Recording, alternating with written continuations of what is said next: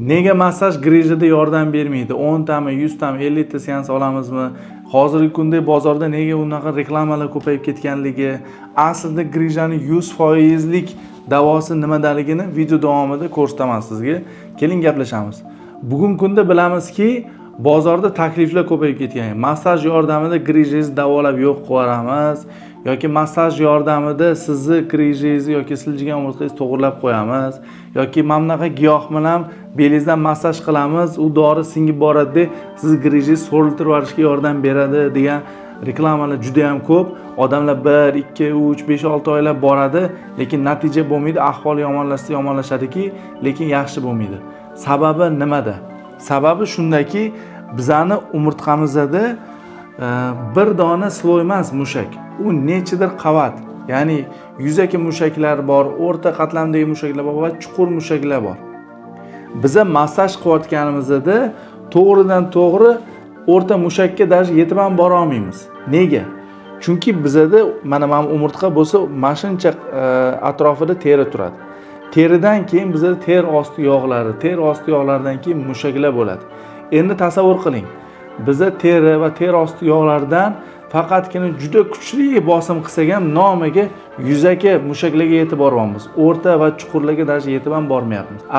Massajistlar qanaqa qilib mana chuqur umurtqada chuqur joylashgan grijani, nerv ildizini qisib qo'ygan holatida botga yetib bormoqchi. Buni hech qanaqasiga fiziologik yo'li yo'q. Ya'ni botga biz yetib bora olmaymiz. Botga yetib bormagandan keyin bizda boy grijamizga ham hech qanaqa foydasi bo'lmaydi. Odamlar bor, belida ozgina shamollash bo'ladi, ozgina qanaqadir diskomfortlar bo'ladi, ozgina o'sha yuzaki mushaklarda spazm bo'ladi. O'shalarni massaj qildirdim va yaxshi bo'ldim deydi. Lekin sizlar noto'g'ri tushunmanglar, bu boshlang'ich yoki prosta osteoxondroz bilan katta grijani farqi bor. Boshlang'ich endi shamollash, boyga aytganimizdek, boshlang'ich osteoxondroz darajalarida ozgina yordam berishi mumkin, lekin bu vaqtinchalik bo'ladi. Katta grijalar esa даже vaqtinchalik ham yordam bermaydi. Faqatgina pulingiz, vaqtingiz va sog'lig'ingizni ketkazganingiz qoladi. Grijani bugungi kunda zamonaviy operatsiyasiz davolash yo'li bormi? Ha, albatta bor. Buni sizga hozir batafsil tushuntirib beraman va muolajadan oldingi va keyingi MRTlar bilan ko'rsatib beraman. Grijani operatsiyasi davolashda bizni klinikada nimalarni ishlatamiz? Biz bu yerda birinchi o'rinda mushaklardagi spazmlarni olishimiz kerak. Ya'ni ularni bo'shatishimiz kerak, o'tdagi qon aylanishini yaxshilatishimiz kerak. Hamda bu yerdagi qisilib qolgan nerv o'tkazuvchanligini tiklashimiz kerak. Undan tashqari diskka bo'layotgan bosimni bo'shatishimiz kerak. Diskka bosim kamaysagina bu yerdagi fiziologik holat yaxshilashadi. Qachonki fiziologik holat yaxshilashsa, bizda grijani tabiiy so'rilish holati bo'ladi. Mana grijangizga immunitet hujum qiladi va bu grijani yemirishni boshlaydi. Va o'z-o'zidan ko'rasizki, grijani operatsiyasiz xalos bo'lishga erishasiz. Mana 10 mm pashti grijamiz bilan bemorimiz bizga kelganlar. Ko'p joyda davolandim, lekin natija bo'lmadi. Faqat yechim operatsiya deyishyapti. Sizlarda 20-24 katta grijalarni operatsiyasiz davolab yo'qotganinglarni ko'rdim deb kelganlar. Xudo xolasa bularni ham lecheniyaga oldik. Mana ko'rishingiz mumkin, pashti 10 mm grija L4 L5 da. Bu esa ustidan qaraganimizda nerv ildizini qattiq qisib qo'ygan. Ikkita kurs fizioterapiya yordamida davolandik, to'g'ri qilingan fizioterapiya yordamida va mana ko'rishingiz mumkin natijani. Grijamiz 90% dan ortiq so'rilgan, ya'ni normaga tushgan. Hozir bu bemorimizda 4-8 mm qolgan. Bu norma hisoblanadi. Bu esa ustidan qaraganmiz, mana nerv ildizini qismayapti. Xudo xolasa bu natijaga erishish uchun qaysi davolash usullaridan foydalanganimizni bilmoqchi bo'lsangiz, videoning davomini ko'ring. Eng asosiy muolajalarimizdan biri bu igla terapiya. Mana bemorimizni hozir spirtlab obработка qilib bo'ldik va muolajani boshlaymiz.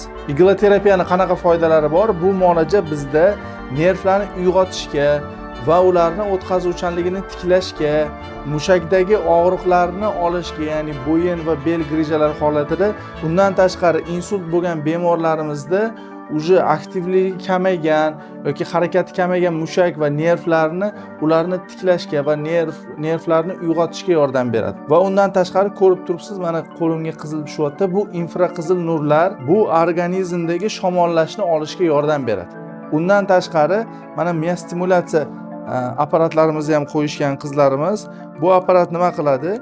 Eng chuqur mushaklarni ishlashiga va ularga ishlov berishga yordam beradi. Mana ko'rishingiz mumkin. Mana bu miya stimulyatsiya eng chuqur mushaklarga ta'sir qiladi va ularni tezroq yaxshi bo'lishiga yordam beradi. Yana bitta muolajalarimizdan biri elektroakupunktura.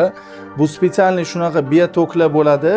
Bu toklarni ignaga ulanadi va bu ignalar yordamida bizda chuqur to'qimalarga tok jo'natiladi. Odamga kerakli bo'lgan miqdorda jo'natiladi. Bu aslo og'riqsiz, naborat yoqimli muolaja bo'ladi. Bu nimaga yordam beradi? Immunitetimizni oshirishga, nervlarni uyg'otishga, biologik faol nuqtalarni uyg'otishga kerak bo'ladi va shuni evaziga bemorlarimiz tezroq tiklanishiga yordam beradi.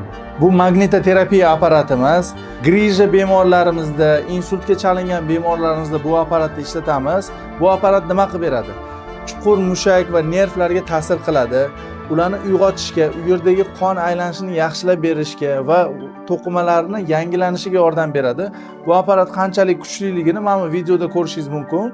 Bemorimizni ishlamaydigan qo'lni qanchalik ishlatib beryapti, mushaklarga qanaqa ta'sir qilyapti, nervlarga qanaqa ta'sir qilayotganini ko'rishingiz mumkin. Lazer terapiya muolajamiz ham bor. Bu apparatimiz $65,000 turadi. Bu apparatimiz teridan boshlab umurtqaga qarab 10 sm chuqurlikda kiradi va o'sha zonadagi yallig'lanishni oladi, mushak va bo'g'imlardagi og'riqlarni oladi, grijalarni so'rilishini tezlashtirib beradi hamda eski hujayra o'lib o'rniga yangisi kelishini ta'minlab beradi. LFK mashqlari, cupping terapiya, nuqtali massaj kabi muolajalar kiradi. Klinikamizda davolanish narxlariga kelsak, ambulator, ya'ni qatnab davolanish uchun kuniga 500 ming so'm atrofida narx bo'ladi. Agar yotib davolanish, ya'ni statsionar davolanish uchun esa standart palatamiz kuniga 600 ming, Polylyuks palatamiz kuniga 760 ming, Lyuks palatamiz kuniga 825 ming so'mdan aylanadi. Buning ichiga qo'shimcha 4 mahal ovqat, vrachlar nazorati, 4 ta laborator analiz hamda bitta uzi organ bepulga kiradi. Mana bizni davolash jarayonlarimizni ko'rdingiz. Bizni do и после MRTdagi natijalarimizni ko'rdingiz. Bunaqa natijalarimiz juda ham ko'p. Bizni boshqa grijalarni operatsiyasi davolash uchun butun jamoa ishlaydi ikkala filialimizda ham. Agar siz ham grijani operatsiyasiz davolatmoqchi bo'lsangiz, bu og'riqlardan tezroq va sifatli yechim topmoqchi bo'lsangiz, bizga murojaat qilishingiz mumkin va Xudo xolisa bizning shifokorlarimiz sizga yordam beradi.